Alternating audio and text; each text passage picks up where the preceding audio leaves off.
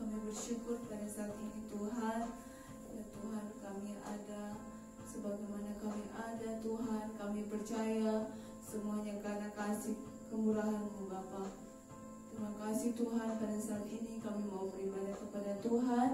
Berikan kami Tuhan hati yang sungguh-sungguh, hati yang ya Tuhan benar-benar rindu untuk ya Tuhan memuji memuliakan nama-Mu, juga mendengarkan kebenaran firman-Mu Tuhan. Terima kasih Bapa, hadirlah di hati kami, hadirlah di tempat kami Tuhan. Ya Tuhan, hadirlah di rumah kami masing-masing. Terima kasih Tuhan, ini doa kami. Kami buka ibadah ini dalam nama Tuhan Yesus. Haleluya. Amin. Haleluya, puji Tuhan. Mari kita memuji dan membesarkan Tuhan. Kita nyanyikan pujian Bangkit Serukan Nama Yesus. Haleluya.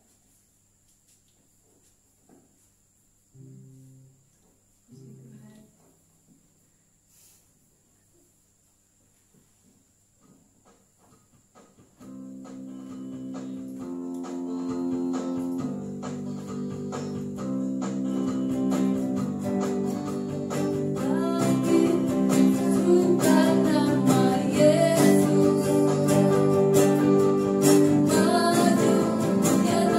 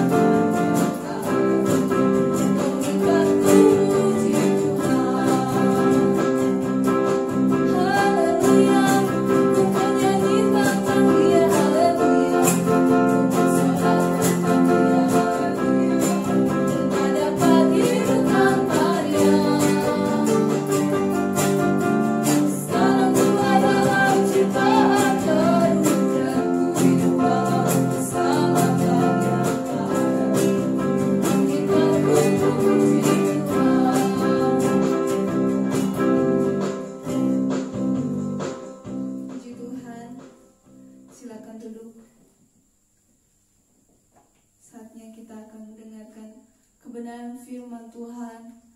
Mari kita siapkan hati kita untuk sungguh-sungguh mendengarkan firman Tuhan. Kita nyanyikan pujian Yesus Kau Kebenaran.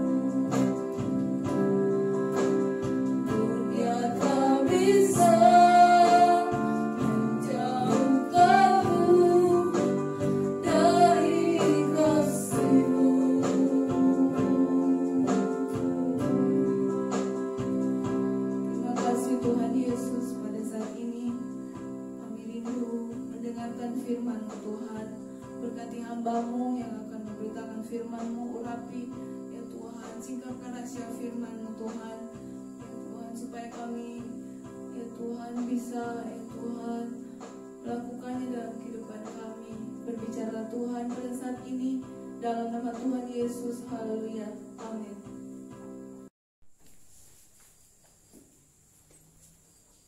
Tes satu dua tes.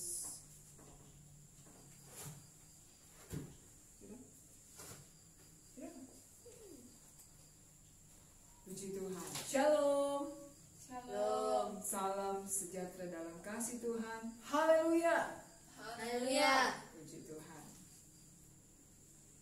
Hari ini kita masih dalam seri Gereja Bertumbuh sesuai tema kita dari bulan Januari sampai bulan Juni 2020, yaitu hidup yang berbuah atau fruitful life. Mari kita akan baca masih di dalam kitab 1 Tesalonika. Mari kita membuka Alkitab kita dalam kitab 1 Tesalonika pasal yang pertama.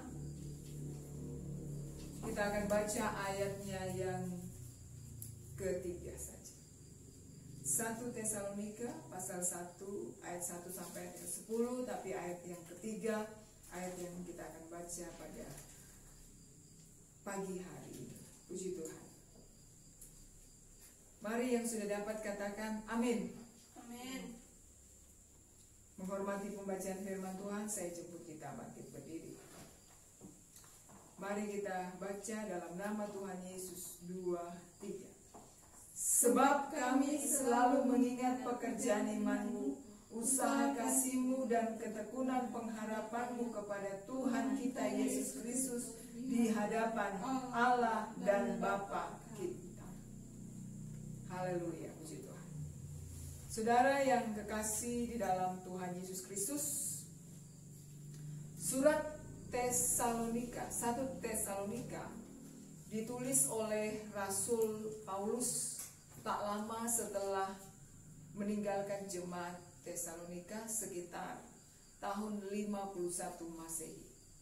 Ia begitu memikirkan nasib jemaat ini. Paulus menyatakan kepuasannya atas mereka dan sekaligus mendorong agar jemaat di Tesalonika tetap kuat di dalam iman mereka kepada Tuhan Yesus Kristus. Dari pembacaan kita pada firman Tuhan yang kita baca tadi, ada 3 hal ungkapan syukur Paulus yang dicatat dalam ayat ini, dan ini merupakan ciri jemaat atau gereja yang bertumbuh. Yang pertama adalah Paulus memuji pekerjaan iman mereka. Yang kedua, Paulus memuji usaha kasih mereka. Yang ketiga, Paulus memuji ketekunan pengharapan mereka yang begitu kuat kepada Tuhan Yesus Kristus. Jadi Paulus merangkum bahwa iman, kasih, dan pengharapan mereka bukan palsu atau pura-pura, tetapi sejati. Kenyataan itu membuat Paulus begitu yakin bahwa Allah telah memilih mereka. Mari kita baca dalam ayat yang keempat. Ayat yang keempat.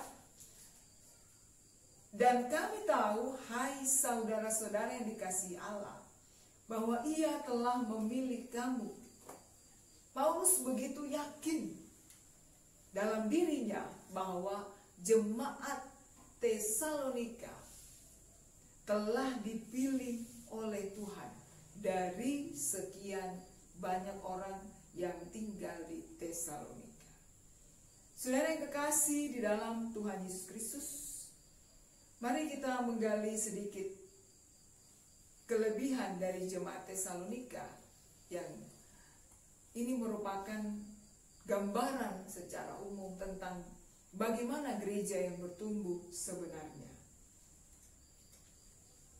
3 hal ini kita akan gali sedikit dalam ayat 3 tadi. Yang pertama yaitu pekerjaan iman. Dalam ayat yang ke-6, kita perhatikan di Alkitab kita, ayat yang ke-6, dan kamu telah menjadi penurut kami dan penurut Tuhan dalam penindasan yang berat, kamu telah menerima firman itu dengan sukacita yang dikerjakan oleh Roh Kudus, sehingga kamu telah menjadi teladan untuk semua orang percaya di wilayah Makedonia dan Akaya. Saudara yang kekasih dalam Tuhan, Paulus mencatat di sini bahwa jemaat di Tesalonika adalah jemaat yang hidupnya dibuktikan dari ketaatan mereka. Dari kata penurut di sini dalam Kamus Besar Bahasa Indonesia itu memiliki beberapa pengertian. Yang pertama, mengikuti. Ya, mengikuti sebuah contoh benda kereta api, ya, kereta api yang bergerak, ya, dalam pergerakannya harus mengikuti jalur atau garis. Ya, jemaat di Tesalonika adalah jemaat yang mengikuti apa yang diajarkan kepada mereka. Yang kedua, kata penurut itu punya pengertian meniru atau mencontoh. Ya, kalau ada seorang guru mengajar, ya, di papan tulis dan mengajarkan muridnya untuk menggambar sebuah gambar, maka murid-muridnya akan menggambar juga. Ya, jadi kata penurut ini adalah meniru atau mencontoh yang baik dari kehidupan Paulus dan juga mengikuti teladan Kristus. Ya. Jadi ketaatan mereka itu dicatat oleh Paulus itu bisa menjadi contoh bagi jemaat-jemaat Tuhan yang lain. Ya, kita semua kita meneladani kehidupan jemaat di Tesalonika. Jadi meniru itu pengertian dari kata penurut. Yang ketiga yaitu melakukan apa yang diperintahkan. Jadi jemaat Tesalonika ini jemaat yang taat pada perintah Tuhan. Pengertian yang lain kata penurut adalah tidak membantah. Jadi tidak membantah atau tidak menentang. Pengertian yang lain dari kata penurut adalah jemaat di Tesalonika itu jemaat yang mengikuti aturan. Ya, kalau sekarang pada masa pandemi virus corona, dari sejak tanggal 29 Maret sampai pada bulan Mei, maka kita dilarang untuk mengadakan perkumpulan-perkumpulan secara komunal. Ya. Untuk apa? Ya, untuk mencegah penyebaran virus COVID-19. Untuk sementara kita beribadah hanya di rumah masing-masing dan tidak beribadah di rumah ibadah. Dan itu salah satu ketaatan kita kepada pemerintah. Karena Alkitab juga mencatat dalam kitab Roma bahwa kita juga harus tunduk dan taat pada pemerintah yang Tuhan telah pimpin untuk memimpin bangsa kita. Jadi Tuhan telah pilih mereka untuk memimpin kita di tengah-tengah bangsa Indonesia ini. Nah, saudara yang kekasih dalam Tuhan, jadi jemaat di Tesalonika menunjukkan ketaatan. Rasul Yakobus mencatat dalam Yakobus pasal Yakobus pasal yang kedua ayat yang ke-14, di situ Rasul Yakobus berkata bahwa iman itu jika tidak disertai dengan perbuatan, maka iman itu hakikatnya adalah mati. Mari kita baca dalam Yakobus pasal yang kedua. Yakobus pasal 2, ya, Yakobus pasal 2 ayatnya yang ke-14 mulai. Apakah gunanya saudara-saudaraku jika seorang mengatakan bahwa ia mempunyai iman padahal ia tidak mempunyai perbuatan. Dapatkah iman itu menyelamatkan dia?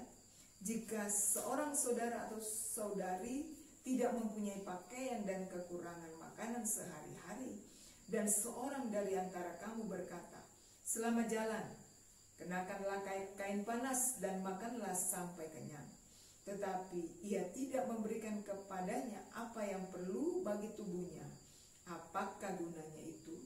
Demikian juga halnya dengan iman. Jika iman itu tidak disertai perbuatan, maka iman itu pada hakikatnya adalah mati. Jadi Rasul Yakobus mencatat dan memberi peringatan bahwa iman tanpa perbuatan adalah mati. Saudara yang kekasih dalam Tuhan, menjadi orang Kristen tidak cukup menggelar nama, tapi kita harus mengerjakan pekerjaan iman kita yang diwujudkan dalam ketaatan. Saudara yang kekasih, iman yang sejati adalah iman yang bekerja, yang diekspresikan melalui ketaatan kepada Allah. Dalam suratnya, dalam kitab Roma, pasal yang keempat, ayat yang ke-18, di sana Rasul Paulus mengangkat kehidupan tokoh bapa beriman yang kita kenal populer dalam Alkitab, yaitu Bapak Abraham. Sejak dipanggil oleh Tuhan keluar dari tanah Ur Kasdim, Abraham mengerjakan imannya kepada Tuhan. Bahkan janji Tuhan untuk hadirnya pewaris keturunan dari Abraham itu harus ditunggu bertahun-tahun. Ketika dia dipanggil oleh Tuhan selama umur 75 tahun, dia harus menanti sampai 25 tahun untuk menerima janji itu.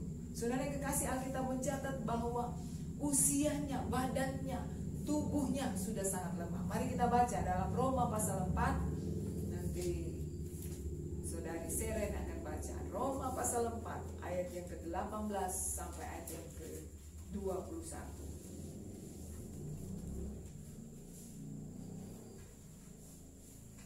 Silakan dibaca. Roma pasal yang keempat. Imannya tidak menjadi lemah, walaupun ia mengetahui bahwa tubuhnya sudah sangat lemah, karena usianya telah kira-kira 100 tahun, dan bahwa rahim Sarah telah tertutup.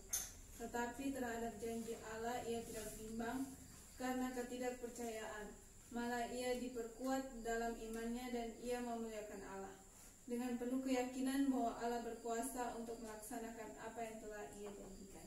Ya, puji Tuhan. Jadi kita melihat bahwa dalam firman Tuhan dicatat, Abraham begitu taat mempercayai Allah sepenuhnya.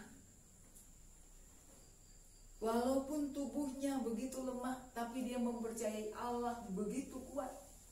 Ayat ini begitu jelas berkata kepada kita, ya, dalam kitab Roma ini, bahwa iman Abraham itu menjadi contoh dan teladan dalam kehidupan kita untuk kita mempercayai Allah dengan sungguh-sungguh.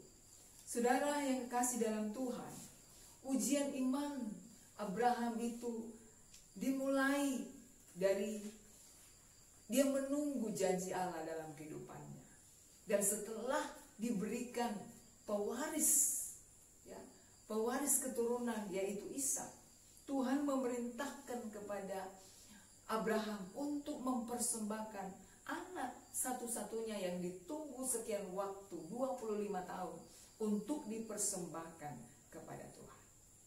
Kalau kita punya anak, ya, satu, Tuhan bilang kasih sama Tuhan, apakah kita mau? Ya, belum tentu kita mau mempersembahkannya, tetapi Abraham melakukannya dengan penuh ketaatan dan kesungguh-sungguhan. Alkitab mencatat kesungguh-sungguhan, ketaatan daripada Abraham itu digantikan dengan domba jantan yang tersangkut di semak belukar dalam kitab Kejadian pasal 22 ayat 11 sampai ayat yang ke-13. Luar biasa iman Abraham. Jadi Abraham mengerjakan ketaatannya dengan sungguh-sungguh. Jadi iman itu ya, tanpa perbuatan adalah mati. Abraham adalah contoh bapa orang beriman yang begitu taat melakukan perintah Tuhan. Saudara kekasih dalam Tuhan, orang beriman pasti taat. Itulah Abraham. Ya, haleluya. Kita belajar dari kehidupan Abraham yang diangkat oleh Rasul Paulus dalam tulisannya, bagaimana Abraham itu mengerjakan imannya kepada Tuhan dengan ketaatan yang sungguh-sungguh. Jemaat di Tesalonika terbukti telah mengerjakan iman mereka, bahkan dalam masa penindasan yang berat. Jadi, aplikasi dalam kehidupan kita sebagai orang percaya adalah dalam kondisi apapun yang kita hadapi dalam kehidupan kita, keluarga, rumah tangga, usaha, bisnis kita, apapun yang terjadi terhadap dunia ini tidak boleh mempengaruhi iman kita kepada Tuhan. Banyak orang Kristen kalau dalam kondisi yang baik-baik saja, ekonomi baik, usaha baik, rumah tangga dalam keadaan baik, tidak ada persoalan-persoalan, imannya begitu kuat. Tapi tidak sedikit orang percaya ketika datang persoalan, datang badai, datang pergumulan, dalam kekurangan, imannya mulai goncang, imannya mulai pudar, imannya mulai surut. Belajarlah dari jemaat Tesalonika. Jemaat yang bertumbuh, gereja yang bertumbuh adalah gereja yang selalu memiliki iman yang kokoh dalam kondisi apapun yang terjadi di sekelilingnya. Tidak akan meninggalkan Tuhan, tidak akan mempengaruhi kepercayaannya kepada Tuhan. Jadi iman jemaat di Tesalonika teruji dengan penderitaan. Iman jemaat di Tesalonika bukan hanya sekedar persetujuan intelektual saja, tapi diekspresikan dalam ketundukan kepada Allah.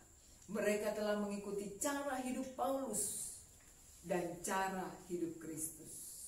Dalam ayat yang ke-6 tadi begitu jelas, mereka itu adalah penurut-penurut, ya, penurut-penurut baik kepada Paulus yang mengajar mereka dan terlebih mengikuti teladan Kristus. Filipi pasal 2 ayat yang ke-5, silakan dibaca. Mari buka Alkitab kita, karena kita beribadah di rumah, tentunya kita harus lebih banyak membaca firman Tuhan. Filipi pasal 2 ayat yang ke-5 sampai ayat yang ke-8. Filipi pasal yang kedua, mari kita buka Alkitab kita. Filipi pasal yang kedua, nanti Zakaria baca. Filipi pasal 2 ayat 5 sampai ayat yang ke-8. Hendaklah kamu dalam hidup bersama menaruh pikiran dan perasaan yang terdapat pada dalam Kristus Yesus, yang walaupun dalam rupa Allah tidak menganggap kesetaraan dengan Allah itu sebagai milik yang harus dipertahankan, melainkan telah mengosongkan dirinya sendiri dan mengambil rupa seorang hamba dan menjadi sama dengan manusia. Dan dalam keadaan sebagai manusia, ia telah merendahkan dirinya dan taat sampai mati, bahkan sampai mati di kayu salib. Haleluya. Yesus Kristus adalah manusia 100% dan Allah 100%. Dalam kemanusiaannya, Yesus memberikan teladan bahwa ia telah taat sampai mati. Ia merendahkan diri dan taat sampai mati, bahkan sampai mati di kayu salib. Saudara yang kekasih dalam Tuhan, kita harus mengikuti teladan Tuhan dalam mengerjakan iman kita, yaitu iman yang dibarengi dengan ketaatan, ketundukan atau penundukan diri penundukan diri terhadap otoritas yang ada di atas kita. Jemaat di Tesalonika telah melakukan itu, sehingga menggugah Paulus dalam ungkapan syukurnya menemukan jemaat ini begitu luar biasa. Puji Tuhan. Hal yang kedua yang dimiliki oleh jemaat di Tesalonika yang merupakan ciri gereja yang bertumbuh adalah Paulus menemukan kasih mereka. Jadi kasih, usaha kasih. Kasih itu bukan hanya sekedar diungkapkan. Ya, begitu mudahnya kita mengatakan kasih. Tapi apakah dalam praktek kehidupan kita mampu mengaplikasikannya dalam kehidupan kita? Kasih yang sejati adalah kasih yang berusaha. Kasih yang sejati juga diuji dengan waktu. Kasih palsu atau pura-pura pasti akan nampak. Dalam kitab Roma pasal yang ke-12 ayat yang ke-9, Rasul Paulus menasihati jemaat yang ada di Roma supaya mereka memiliki kasih yang tulus. Ayat itu berkata, hendaklah kasih itu jangan pura-pura, jauhilah yang jahat dan lakukanlah yang baik. Di dunia ini banyak orang mampu melakukan kasih, tapi kadangkala kasih itu hanya pura-pura. Tapi Tuhan mengajar kita adalah usahakan kasih, bukan kasih yang hanya pura-pura, tapi kasih yang betul-betul tulus, kasih yang sejati itu teruji dengan waktu. Saudara yang kekasih, kita harus mengasihi dengan kasih yang tulus, bukan kasih yang pura-pura. Ya, kasih yang pura-pura di dalamnya ada unsur-unsur kejahatan yang tersembunyi. Tapi Alkitab berkata, kasih itu akan teruji dengan waktu. Kasih jemaat di Tesalonika itu ditunjukkan bagaimana mereka menyambut Paulus. Mari kita baca dalam ayat yang ke-9. Ayat yang ke-9 bagian A. Kita baca ayat yang ke-9 dalam 1 Tesalonika pasal 1 ayat yang ke-9. Silakan baca Seren. 1 Tesalonika 1 ayat yang ke-9.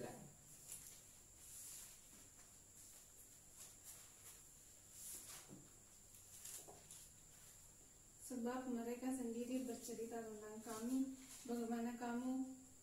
bagaimana kami kamu sambut, dan bagaimana kamu berbalik dari berhala-berhala kepada Allah untuk melayani Allah yang hidup dan yang benar.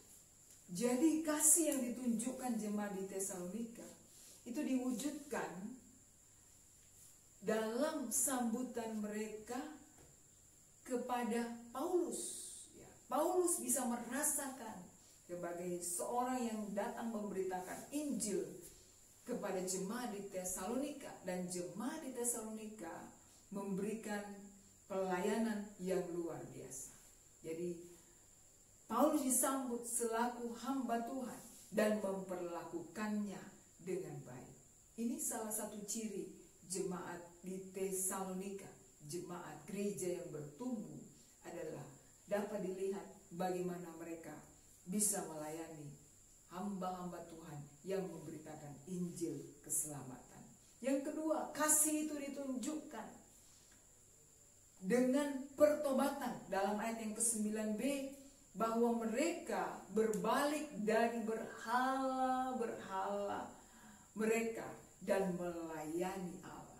Jadi kasih itu ditunjukkan, kasih kepada sesama dan kasih kepada Allah, yaitu dengan pertobatan yang sungguh, sehingga pertobatan itu menyenangkan hati Allah. Mereka membuang patung-patung berhala mereka yang harganya tidak murah, saudara yang kekasih. Harganya begitu mahal, tapi mereka rela meninggalkan semuanya itu.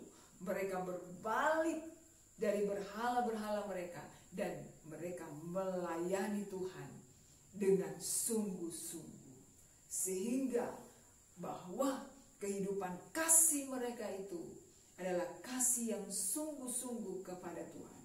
Mari di hari-hari yang terakhir ini, Alkitab berkata, di hari-hari yang terakhir kasih manusia akan tawar.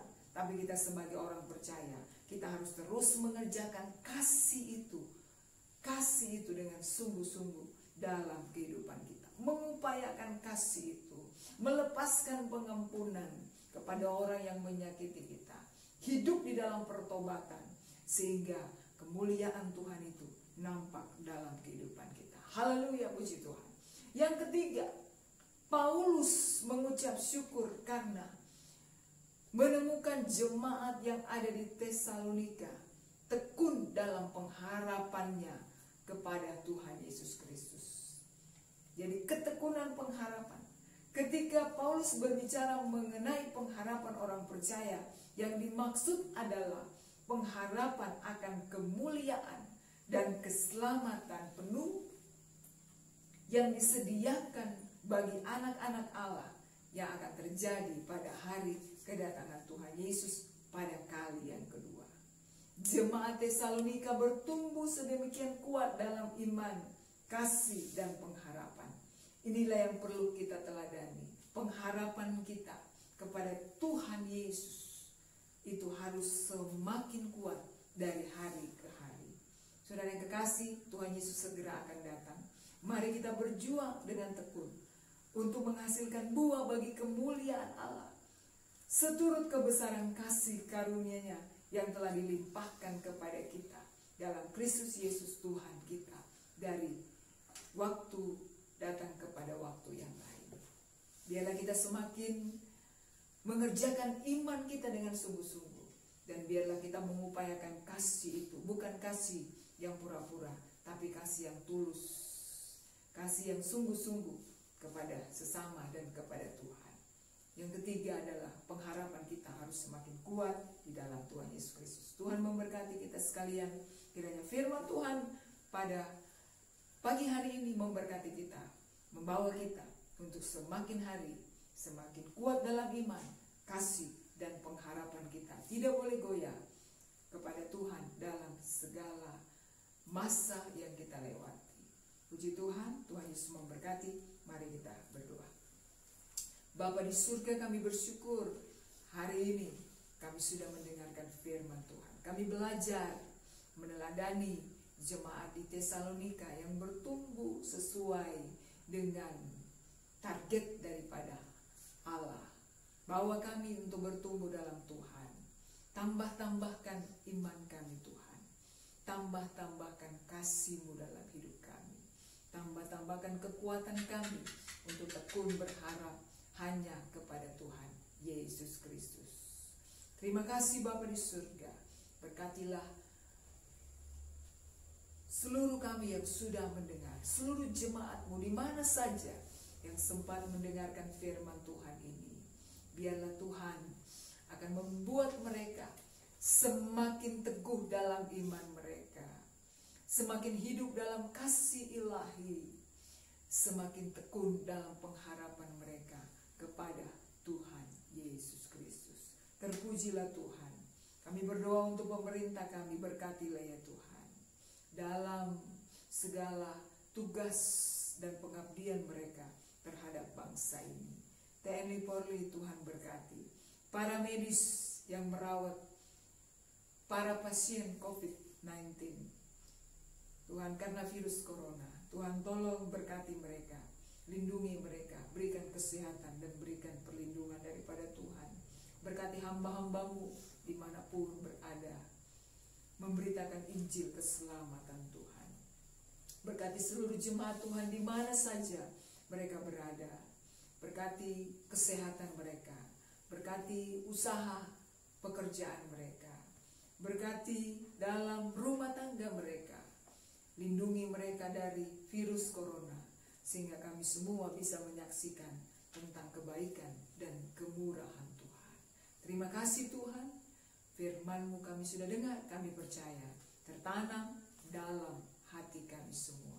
Mengucap syukur dalam nama Tuhan Yesus. Kami percaya ketika kami mendengar firman Tuhan, yang sakit disembuhkan, yang lemah dikuatkan, yang susah dihiburkan, yang kekurangan dicukupkan, yang berdosa diampuni oleh Tuhan.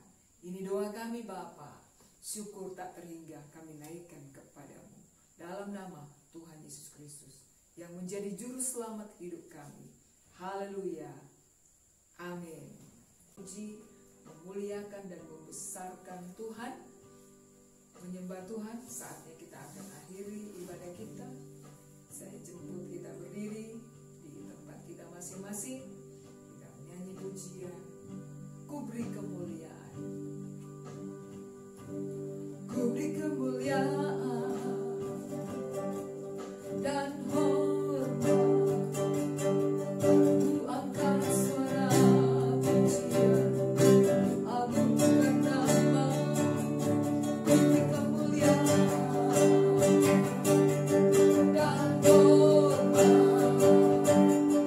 Ku angkat suara pujian, agungkan nama. Sebab Kau besar, perbuatanmu ajaib, tiada seperti Engkau, tiada seperti Engkau. Sebab Kau besar, perbuatanmu ajaib, tiada seperti Engkau, tiada seperti